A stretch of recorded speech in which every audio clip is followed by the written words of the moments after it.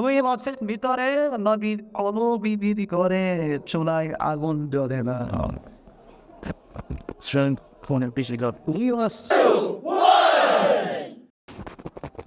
হাদিস শরীফের হাদিস আমরা আপনাদেরকে পড়ার সময়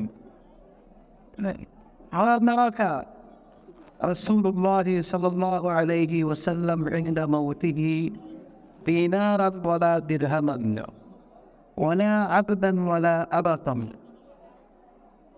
ولا تيلا إلا بطلته البيضاء وسلاحه وأرضا جعلها صدقة. মনোযোগ সাথে শোনেন, আজকে জেনে নেন নবীর মিরাজ কি দেখে গেছেন, আর এই মিরাজগুলি কারা ব্যবহার করছে। আমরা যারা বয়স হয়ে গেছে চিন্তা ভাবনা করতেছি ছেলেদের জন্য কি কি সম্পদ জোড়ায় গেলাম, তাই না? কয়টা বাড়ি, কয়টা দোকান, কত লাখ টাকা, কতটা জমি, হিসাব কিতাব চলতেছে। জিজ্ঞাস করলে মনে করে ছেলেদের জন্য কি করছে, এই প্রশ্ন অনেকেই। আমাদের মিরাজের হিসাব আমরা নিজেরাই করতেছি যে এক এক ছেলে কত টাকা করে পাব, কত টাকার সম্পত্তি পাবে। এই পয়তে আনে রাসূল সাল্লাল্লাহু আলাইহি ওয়াসাল্লামের অবাদর সময় সাহাবী বলেন একটা দিনার রেখে যান নাই, তখন দিনারের প্রচলন ছিল টাকা। ওলা দিরহাম একটা দিরহাম রেখে যান নাই, একটা গোলাম রেখে যান নাই, একটা বান্দি রেখে যান নাই। সবাই হাদিসে বলা সাতান ওয়ালা বাঈনা, একটা বকরি রেখে যান নাই, একটা উট রেখে যান নাই, একটা কিছু রেখে যান নাই। কিন্তু তিনটা জিনিস নবী রেখে গেছিলেন তারিখে হিসাবে, মিরাজ হিসাবে। বলেন কয়টা জিনিস? একটা হলো খাচ্চব, বাইদা সাদা, খাচ্চবের উপর সওয়ার পেত গাদার সাইজের। একটা ছিল খাচ্চব ও সিলাহ, আর কিছু ছিল অস্ত্র, যার দ্বারা আল্লাহ নবী জিহাদ করতেন। ও আর দাল 3 নম্বর ছিল কিছু জমিন। বলেন নবীর মিরাজ কয়টা জিনিস ছিল? 3টা। একটা হলো খাচ্চব, আর একটা হলো অস্ত্র, আর একটা হলো কিছু পাইছেন কে? দ্বিতীয় প্রশ্নের জবাব কাউকে না দিয়ে আল্লাহ নবী সব হলো আল্লাহ রাস্তায় সদকা করে গেছেন। নবীর মিরাজের তথ্য কি রেখে গেছেন, কাকে দিয়ে গেছেন? একটা দিনার ফাতেমাকে দেওয়া যাবে, ফাতেমা নাও তোমাকে একটা দিনার দিয়ে গেলাম, একটা দারাম, একটা ছাগলের বাচ্চা, একটা ওট, কিছু দেয়। নবীরা নবীর সম্পদের নিজের জন্য যখন নাই, পরিবারকেও দেওয়া যাবে নেই। রাসূল বলেন মা জীবনের দুনিয়া, আমার সাথে দুনিয়ার কি সম্পর্ক? দুনিয়ার কোনো সম্পর্ক আমার সাথে নাই, যা আসছে সব মিলে গেছে। গলার মধ্যে খাবার নাই, চোলাই আগুন নাই। বুখারী হাদিস, আম্মা আয়েশা রাদিয়াল্লাহু তাআলা আনহা বলেন ইন্না রাআইনাল হিলাল সুম্মাল হিলাল সুম্মাল হিলাল সালাসাতা হিল্লাতিন ফি শাহরাইন ওয়া উকিদা ফি আবিয়াতি রাসূলিল্লাহি সাল্লাল্লাহু আলাইহি ওয়াসাল্লাম। এক চাঁদ দেখলাম, দ্বিতীয় চাঁদ দেখলাম, তৃতীয় চাঁদ দেখলাম। কয় চাঁদ হইল? বলেন, কথা বলেন না, কথা বোঝা আসছে না? নবীর অবস্থা একটু দেখেন না কিভাবে ইসলামটা পেলা বলা। 3 চাঁদে 2 মাস, কয় রাত? ওই বছর ভিতরে নবীর কোনো বিবিধি করে চুলায় আগুন জ্বলে না। ফোনের বেশি গল্প দুই মাস চুলাতে আগুন নেই। বাজেট আগুন পরে আছে কোনো পরিবার আজকে একটা দিন চুলায় আগুন জ্বলে ভাই এবং পাওয়া যাবে। আমরা জানেন জীবন বাঁচাইছেন কিভাবে? 2 মাস তো না খাইয়া মানুষ থাকতে পারে না। কিসের মাধ্যমে জীবনটা বাঁচায় রাখছেন? কালাত আল আসওয়াদান, 2টা কালো বস্তু খেয়ে জীবন রক্ষা করেছি। 2টা কালো, একটা হলো খেজুর কালো আর একটা পানি কালো। খেজুরও কালো, পানিও। এই খেজুর এবং পানি খেয়ে নবীর গোটা পরিবার 2 মাস পর্যন্ত জীবন যাপন করেছেন।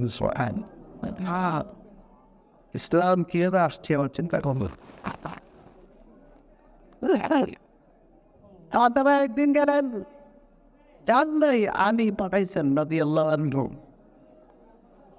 কারণ সাকাত মাছিলা ইয়াদাইহা, বুখারী হাদিস। আদাবা নিজের কাজ নিজে করতে করতে রসদ দিয়ে পানি টানতে টানতে ঘর বাড়ি পরিষ্কার করতে করতে হাতে কর পড়ে গেছে।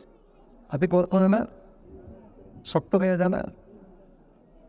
আলী বলছেন ফাতেমা, রাসূলুল্লাহর কাছে খাদেম আসছে, খাদেম গোলাম, যাও যাও একটা গোলাম নিয়ে আসো, খাদেম নিয়ে আসো, তোমার একটু কাজের সহযোগিতা করবে, পানি আনতে পারবে, কাম কাজে সাহায্য করবে।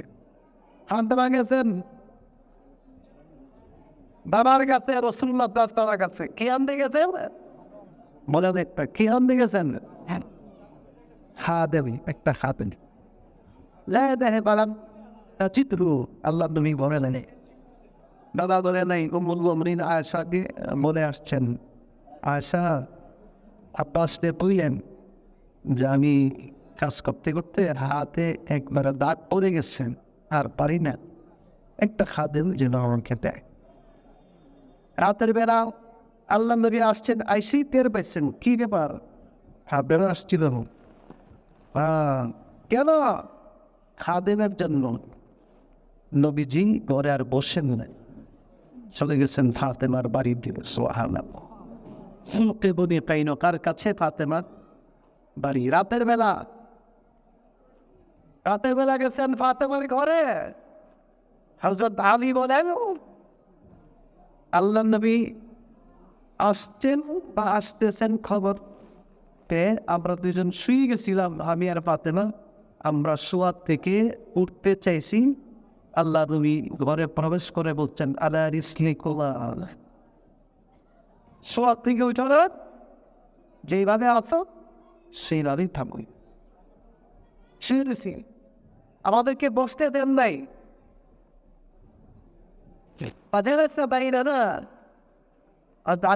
আমি এবং ফাতেমা মাঝখানে নবীজি বসেছেন। হাত্তা ওয়াজাদতু বারদা কাদামাইহি, আল্লাহ নবীর কদম মুবারক আমাদের বুকে টাচ করেছে। সুবহানাল্লাহ, ঠান্ডা স্পর্শ আমরা পেয়েছি।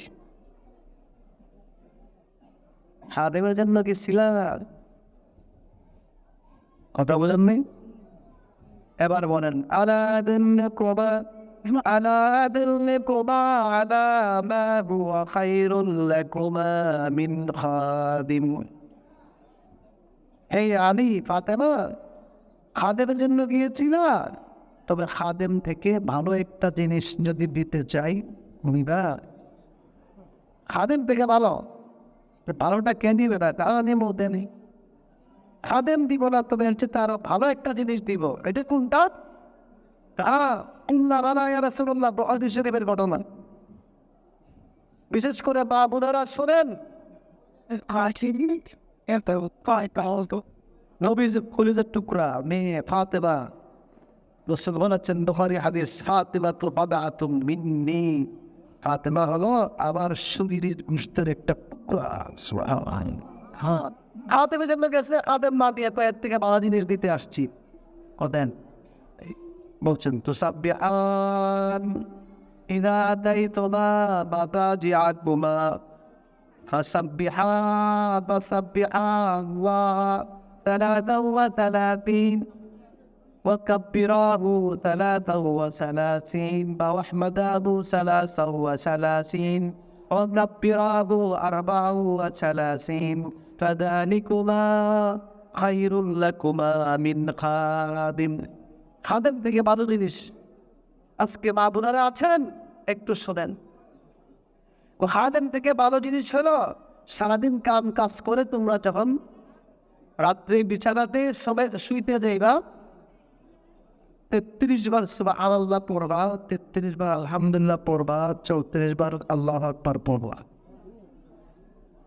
বুঝেন না আমলটা কিন্তু কঠিন না সহজ শিবার খাবার এই তাসবিহ পড়বে 33 বার আলহামদুলিল্লাহ পড়বে 33 বার আল্লাহু আকবার পড়বে 34 বার এই তাসবিহটা হলো তোমাদের জন্য খাদেম থেকে উত্তম সুবহানাল্লাহ কোথায় খাদেম সারাদিন কাজ করবে আর এটা হলো তাসবিহ এই ঘটনা এই জন্য বললাম নবীজি সবচেয়ে প্রিয় এই যে একমাত্র বেঁচে থাকা ফাতেমাকে একটা খাদেমও দেন নেই অত খাদেম চাইছেন কিছু দিয়ে দেন নাই নবীজি পরিবারকে আমি এই ঘটনা থেকে একটা সবক আমি আমার মা বোনদেরকে ভাইদেরকে দিতে চাই এই আমলটা আমরা দুঃসময় সবাই পড়তে পারি তাই না আমরা তো শুধু 5 ওয়াক্ত নামাজের পরে পড়ি সেটাও অনেকে পড়ে না সালাম ফিরে আর দেরি করে না কথা দেখবে দেখ আজকে থেকে রইল 5 ওয়াক্ত নামাজের পরে যেমন পড়বেন ঘুমের সময় আমরা সবাই পড়বো রাজি আছেন রসুল বলছেন খাদেম থেকে এই আমলটা শ্রেষ্ঠ এই তসবিরা শ্রেষ্ঠ